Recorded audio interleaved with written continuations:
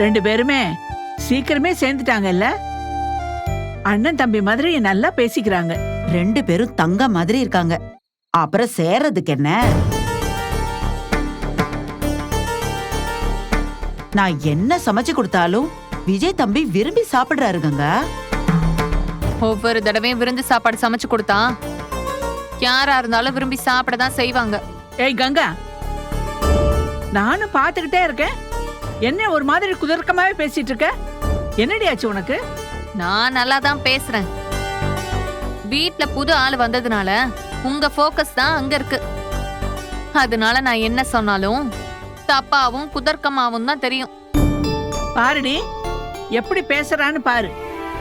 ஏண்டி காவேரி வீட்டுக்காரர் இங்க வந்தது உனக்கு பிடிக்கலையா? அப்படியெல்லாம் ஒண்ணும் இல்லையே.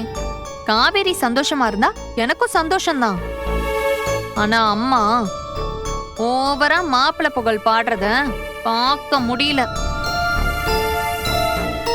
அப்படி ஒரு மாப்பிள்ளை கிடைச்சா யாரா இருந்தாலும் புகழ தாண்டி செய்வாங்க.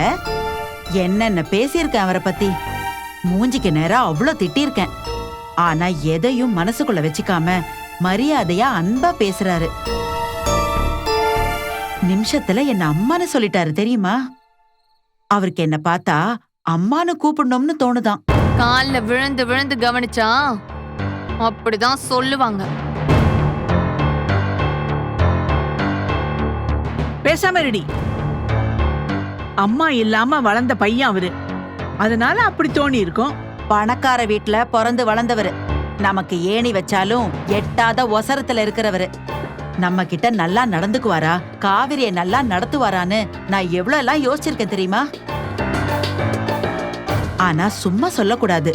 கொஞ்சம் கூட பணக்கார திமிரே இல்ல. ரொம்ப சாதாரணமா நடந்துக்கிறாரு. எனக்கு அதுல எவ்வளவு பெரிய சந்தோஷம் தெரியுமா? போதும்மா.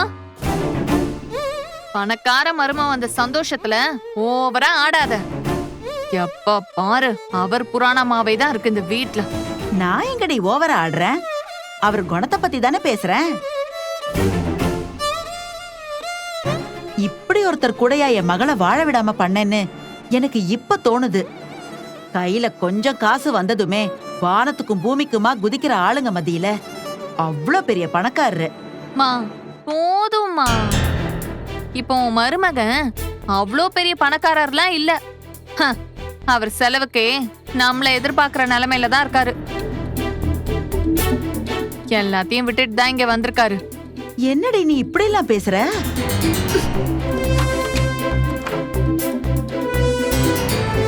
அக்கா என்ன பேசிட்டு இருக்க நீ?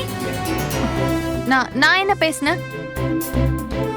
எதுவுமே இல்லாத ஒரு ஆள் மாதிரி நீ ஏன் அவரை பத்தி பேசிட்டு இருக்க? இப்ப அவர் எதுவுமே இல்லாத ஆள் தானே காவேரி. ஐயோ ஏய் கங்கா, மா நீ இருக்கட்டும்க்கா. அவரு எதுவுமே இல்லாத ஆளாவே இருக்கட்டும். ஆனா அவரை பாத்துக்க நான் இருக்கேன். நான் பாத்துப்பேன். அவரு எல்லாத்தையும் விட்டுட்டு எதுவுமே இல்லாதவரா வந்தது எனக்காக. அத சாதாரணமா யாரும் பண்ணிட முடியாது. ஏய் காவேரி, அவதான் என்னவோ உளறிட்டு இருக்கானா? நீ அதுக்கு வேற பதில் சொல்லிட்டு இருக்க? 2 வேளை சாப்பாடு போட்டு அத பெரிய விஷயம் மாதிரி யாரும் சொல்லிடக்கூடாதுல்லம்மா. சாப்பாடு விஷயத்தெல்லாம் நான் சொல்லி காட்டல. எதுக்கு அவர் இப்படி தலையில தூக்கி வச்சுட்டு ஆடுறதுன்னு அம்மாவை கேட்டேன்.